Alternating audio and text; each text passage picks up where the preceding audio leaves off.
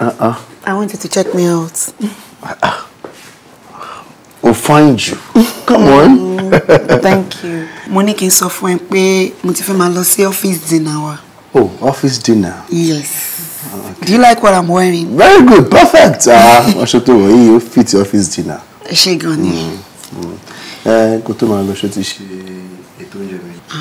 baby, you should always trust me. Rice one in a microwave, then stew while we gas. Very good. Just take your time, go have fun, okay? But go to love. Me arrange moi at the custard. With them, but you like moi me to mafia different things like fuku, edo, eja. Very good. I love you so much. Have fun. Madam Bagbe, elewe. Ko lo man donju. Moi elewe.